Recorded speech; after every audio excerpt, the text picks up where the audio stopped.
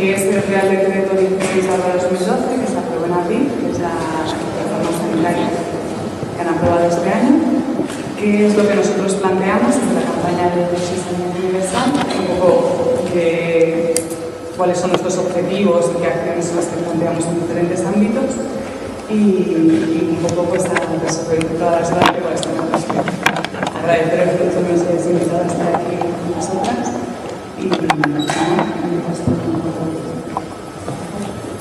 Hemos pensado que yo os cuente un poco por qué surge el proyecto y cómo empezamos a organizarnos, y nos cuenta luego ahí las cosas más específicas de la organización. Nosotros empezamos a reunirnos en mayo de este año porque en abril se publicó el Real Decreto 16/2012, que se llama de medidas urgentes para garantizar la sostenibilidad del Sistema Nacional de Salud. Y bueno, es un decreto complejo, en realidad es bastante simple porque consiste en excluir a gente del derecho a la atención sanitaria. Pero el principal problema que nos planteaba es que el cumplimiento de este Real Decreto lo que supone es un cambio del modelo sanitario que teníamos hasta ahora en el Estado español. Hasta ahora el sistema sanitario en nuestro Estado consistía en un acceso a la salud garantizado, un acceso a la salud universal, es decir, que cualquier persona podía entrar en el sistema y tenía derecho a las mismas prestaciones que cualquier otra, sin distinciones ni sociales ni económicas de ningún tipo. Y en cambio, con este Real Decreto lo que se pretende es hacer una división de la población en asegurados y no asegurados. El derecho a acceder a las prestaciones sanitarias del Sistema Nacional de Salud y otros que no. Entonces, esta división plantea varios problemas. Uno de ellos es que está fundamentado en mentiras, otro de ellos es ilegal y otro de ellos es que genera varios problemas éticos y deontológicos, ¿no? En cuanto a las mentiras, pues no os apuro mucho porque están desarrolladas en la web, pero básicamente lo que dice la clase político-empresarial y la clase dirigente es que hay gente que no cotiza y que por tanto no tiene porque tiene derecho a la seguridad social. Esto es una primera mentira porque el sistema de seguridad social no se fundamenta en la cotización a la seguridad social, sino que se paga a través de los impuestos directos. Es decir, la sanidad se financia con los céntimos de la gasolina que va para allí, con la parte del IVA de comprar el pan y el tabaco que va para allí, y esos impuestos directos, y no con la cotización, no con la declaración de Hacienda de cada cotización. Y otra mentira en la que está fundamentada es que los inmigrantes abusan del sistema sanitario y generan un gasto que es el que está haciendo que este sistema sanitario no sea sostenible. Lo cual es fácil de desmontar porque en realidad hay muchos estudios, no solo en este estado, sino internacionales, que hablan de que los inmigrantes utilizan los sistemas de salud 6 veces menos que la población autóctona y por lo tanto generan un gasto 6 veces menor que el que generan los mismos grupos de edad y sociales de la población del país.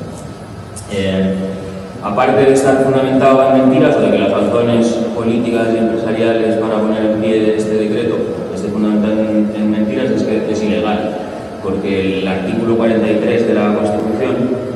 habla de un acceso a la sanidad y a la salud que tiene que ser garantizado por el Estado en condiciones de equidad, es decir, que todo el mundo tiene que tener la misma facilidad de acceso y los mismos derechos que su vecino. Entonces, pues, la Constitución de este Estado en algunos casos da un poco de asquito, en otros no tanto, y este es uno en el que no da asquito, y en cambio se la salta un poco. Y además va en contra de la Ley General de Sanidad de 1986, que garantiza este acceso a la salud de toda la población. Además de estar fundamentado en mentiras, además de ser ilegal, plantea graves problemas éticos y deontológicos, tanto para los profesionales del Sistema Nacional de Salud como para los usuarios. Para los profesionales, porque ellos se deben a un juramento hipocrático. Cuando tú entras a ser médico, enfermera o cualquier profesional sanitario, tiene que hacer un juramento hipocrático que, entre otras cosas, consiste en comprometerte a atender cualquier problema de salud del cual tú seas testigo, sin preocuparte de cuáles son los medios en los que lo haces o cuáles son los recursos que utilizas. Y para los usuarios, pues no os tengo que contar, porque supone que hay gente que no tiene derecho a un derecho humano básico y universal como es el acceso a la salud universal. Entonces, el Real Decreto 16/2012 afecta a toda la población, ¿vale? Porque en teoría ahora están vendiendo, están insistiendo mucho en que solo se retira a los inmigrantes su derecho, a los inmigrantes sin papel, a los inmigrantes en situación administrativa irregular retira su derecho a acceder a la salud, pero eso no es verdad, que cuando salió el Real Decreto también se dijo que los mayores de 26 años que nunca hubieran cotizado no podrían hacer uso del Sistema Nacional de Salud. También se dijo que los jubilados tendrían que empezar a pagar una serie de prestaciones. Esto en teoría está retirado, pero en la práctica no está por escrito. O sea, que ahora mismo no hay una garantía de que los mayores de 26 años que nunca hayan cotizado puedan ir a un ambulatorio. Y de hecho, gente que está haciendo Erasmus fuera y que está todavía como beneficiaria en la cartilla de sus padres tutores, está teniendo problemas para que se le emita la europea sanitaria, precisamente por las consecuencias de este Real Decreto. ¿Vale? Sí que es verdad que el colectivo más afectado son estos inmigrantes que están en situación administrativa irregular. Lo que pasa es que, incluso en el mejor de los casos, mejor entre comillas, que es que este fuera el único colectivo afectado por el Real Decreto, el hecho de excluir a un segmento de la población, sea cual sea, da igual que sean inmigrantes o autóctonos o lo que sean, pone en riesgo la salud de los demás. Es decir, pues por ejemplo, Lavapiés, que es un barrio con una gran cantidad de población inmigrante en situación irregular, es además uno de los 3 barrios de Europa con mayor incidencia de tuberculosis. Si yo no permito que el inmigrante sin papeles de Lavapiés vaya al médico para que le diagnostiquen y traten la tuberculosis, es un señor contagiando a toda su comunidad de vecinos o a todo el vagón de metro en el que se sube. ¿Vale? Porque independientemente del grupo al que excluyas, estás generando un problema de salud pública por enfermedades contagiosas y por muchas otras razones. Entonces, ante este atropello de nuestros derechos es cuando decidimos crear el colectivo y llamarle Yo Soy Sanidad Universal. El nombre viene un poco porque nos parecía importante ponernos un nombre positivo y porque además incluye que el profesional pueda decir yo sí atiendo, que el usuario pueda decir yo sí tengo derecho y todas estas cosas. Yo Soy Sanidad Universal es una red de profesionales del Sistema Nacional de Salud, sean sanitarios o no, es decir, hay médicos, enfermeras, auxiliares de enfermería, pero también hay administrativos, veladores, personas de limpieza, etc. y usuarios del Sistema Nacional de Salud. Y trabaja con 3 objetivos. El primero de los objetivos es tumbar el Real Decreto, conseguir que se derogue o que se anule. El segundo de ellos es visibilizar las consecuencias prácticas de este Real Decreto, es decir, sobre la salud de la población y sobre la pérdida de derechos que este supone. Y el tercero es intentar garantizar el acceso a los sistemas sanitarios de la gente que se ha quedado excluida de ese acceso. Y en esa garantía de asistencia, lo que nos planteamos como objetivo fundamental es que no queremos hacer una red paralela o no queremos hacer un dispensario aparte para los que se han quedado sin derechos, sino que queremos que sigan siendo atendidos en los lugares del Sistema Nacional de Salud y con los recursos del Sistema Nacional de Salud. Por tanto, lo que nos planteamos es una campaña de desobediencia, llamar a los profesionales del sistema a desobedecer a ese Real Decreto y llamar a los usuarios teóricamente excluidos a que sigan utilizando los servicios que les han tocado. El movimiento de Yo Sí, la plataforma de Yo Sí, se constituyó al margen de partidos, sindicatos e instituciones, no tenemos relación con nadie que reciba subvenciones institucionales ni nada de este tipo, y nos organizamos de una forma horizontal y asamblearia. Las asambleas son abiertas y bueno, hay una forma de funcionar que ya todos conocéis. Puesto que el principal problema es eso, que no queremos hacer un dispensario para la gente que se ha quedado sin derecho y que queremos que siga siendo atendida con los recursos del Sistema Nacional de Salud, lo que planteamos es una campaña de desobediencia de base. Es decir,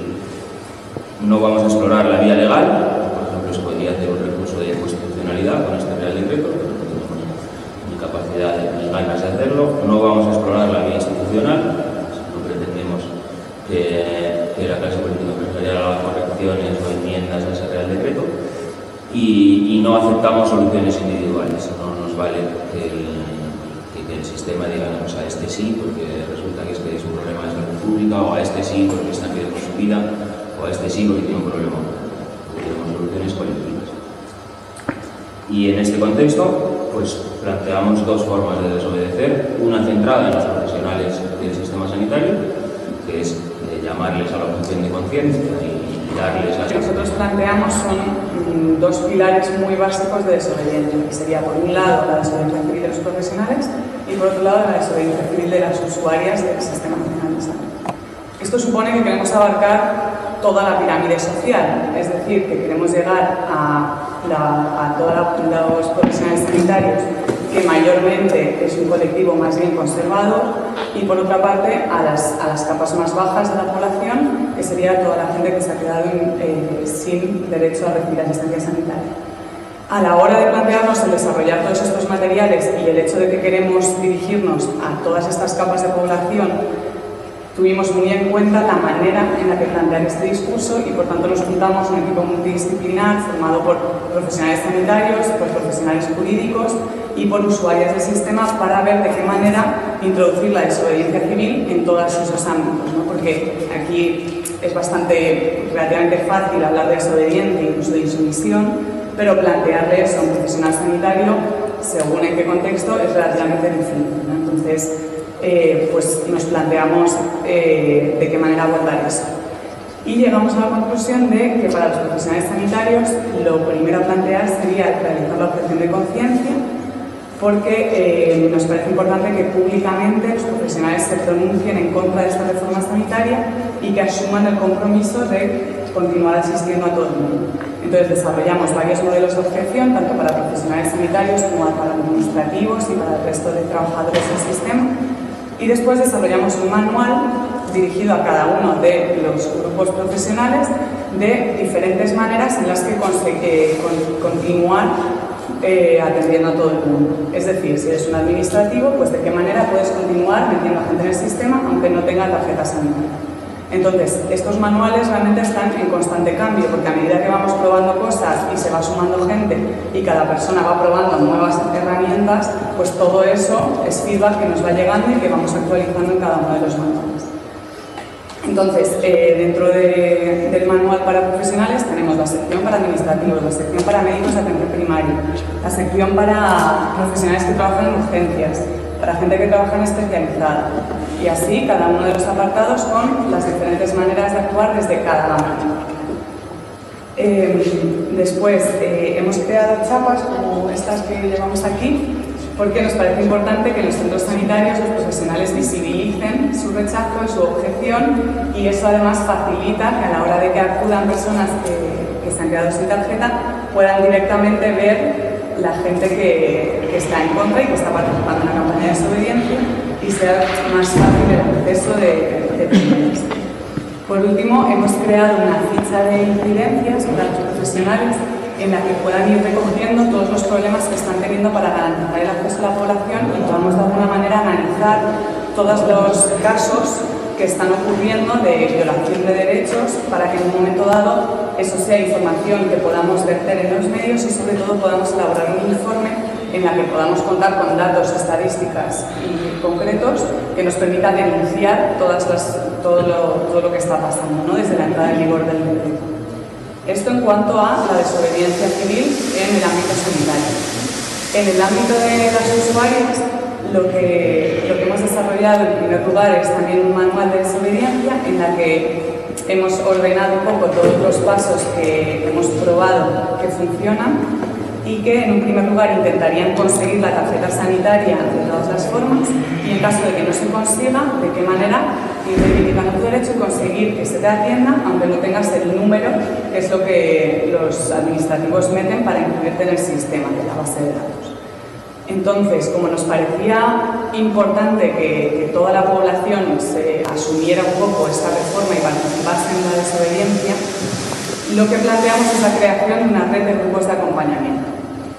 ¿Qué es una red de grupos de acompañamiento? Pues un grupo de acompañamiento es un grupo de gente que se organiza para acompañar a personas que no tienen tarjeta a recibir asistencia sanitaria. Ese es el primer objetivo que se marcaría. Porque consideramos que una persona que no tiene tarjeta sanitaria porque está en situación administrativa irregular y que además se encuentra enferma, es relativamente difícil el pedirle que vaya a exigir y a defender sus derechos a un centro cuando está enfermo. Entonces nos parece importante que cuente con un respaldo de vecinas que vayan con ella y que la apoyen en todo ese proceso. En segundo lugar, el grupo de acompañamiento extiende la desobediencia civil por todas partes, porque en el momento en el que se planta en el centro de salud, le explica a los profesionales lo que se está haciendo, las maneras que tiene de conseguir incluir a esta persona en el sistema y sobre todo visibilizar que hay una red de apoyo tanto para los profesionales como para los usuarios, porque de lo que se trata es de mostrar a los profesionales sanitarios que no están solos en su desobediencia, ¿no? Sino que es algo que surge por parte de toda la sociedad. En tercer lugar, los grupos de acompañamiento hacen de analistas de cuál es la situación, porque son los que van a estar gestionando todos los casos particulares y, por tanto, van a tener constancia de todas las violaciones de derechos que hay y de qué maneras se ha conseguido esa atención sanitaria. Es decir, pues esta persona consiguió llegar al médico de atención primaria de esta manera y después este médico consiguió que le hicieran un análisis de sangre de esta otra, ¿no? Entonces, pues eso permite ir recabando información de todas las vías que después se comparten. Y por último, hacen un seguimiento de todos estos casos, que lo que estamos creando en este momento es una herramienta online por la que todos los grupos de acompañamiento puedan trabajar en red y compartir todas las estrategias que han funcionado en unos sitios y otros. Entonces, hay una ficha que se utilizan para cada caso, en la que van recogiendo información de los centros donde sí que se está desobedeciendo, en los centros en los que no, en qué hospitales, cómo se han conseguido las pruebas, etc., ¿no? Entonces, en este momento, en Madrid ya se han creado 13 grupos de acompañamiento en diferentes barrios. El directorio de todos los grupos lo tenemos todo en la web, pero hacemos un pequeño resumen. Pues en Lavapiés hay 4 grupos de acompañamiento, en el barrio del Pilar también se ha creado uno, en Malasaña, en Chueca, en Tres Cantos, en Vallecas, en Moratalaz, en Usera, y está en proceso Carabanchel y no sé si me estoy dejando uno más. Y por otra parte, también se han creado ya grupos de acompañamiento estables en Valencia, en Murcia y en Zaragoza, porque parte de uno de los objetivos de esta campaña es conseguir que se extienda a todo el Estado, y lo que están haciendo en otras provincias, entre otras cosas, es reelaborar el material que nosotros tenemos en la web, porque como todo esto ha surgido en Madrid, pues todas las iniciativas y herramientas que proponemos se aplican para la Comunidad de Madrid, pero la manera en la que se ha implantado el Real Decreto en el resto de España varía muchísimo de una provincia a otra. Entonces es súper importante que tengamos ese feedback para nosotros poder colgar materiales de otros sitios para que cada vez más y más gente pueda utilizarlos. Entonces, hasta ahora, desde que empezamos a funcionar, pues nosotros montamos la campaña en mayo, pero realmente la entrada en vigor del Real Decreto fue el 1 de septiembre. Entonces, desde septiembre se han constituido en total 17 grupos de acompañamiento y hemos estado difundiendo la campaña tanto a nivel de barrios, entre usuarias para la creación de estos grupos, impartiendo talleres, como a nivel de profesionales sanitarios. Y hemos hecho una web que es www.yosisanidaduniversal.net, en la que hemos creado diferentes secciones en las que estructuramos un poco todo el material y todas las iniciativas que planteamos. Entonces, en primer lugar, hay una sección que es ¿qué puedo hacer?, donde al entrar se divide en la misma división que os he hecho yo, que sería si soy profesional y si soy usuario del sistema. Hemos creado una sección de afectadas en la que vamos recogiendo un poco todos los casos individuales que están saliendo en prensa y casos individuales que nos han escrito a ellos sí porque quieren que los publiquemos y los visibilicemos. Después hay una sección de noticias que atañe sobre todo a todo lo que está relacionado con la exclusión de la atención sanitaria y al Real Decreto. Una sección de convocatorias en las que recogemos un poco todos los talleres que vamos dando, las asambleas, las charlas, pues como la de hoy, por ejemplo. Y después tenemos una serie de enlaces a campañas que tienen algo que ver con la desobediencia civil en el ámbito de la sanidad o con la objeción de conciencia, donde, por ejemplo, recogemos la campaña de objeción de conciencia de la SANFI, que tuvo bastante eco en medios, porque hacían ahí un recuento de la cantidad de profesionales sanitarios que estaban objetando al Real Decreto. y donde ahora, por ejemplo, acabamos de incluir también el enlace a la campaña de Yo no pago el euro con receta, que se pretende implantar en Madrid a partir de enero. Entonces, además de desarrollar la web y realizar todos estos talleres, en este momento, después de 2 meses desde la entrada en vigor del decreto, lo que hemos detectado es que gran parte de la población que se ha quedado sin derecho a la asistencia no está acudiendo a los centros sanitarios, ¿no? Porque han hecho una campaña mediática muy buena, entonces pues la gente ha dejado de acudir porque cree que ya no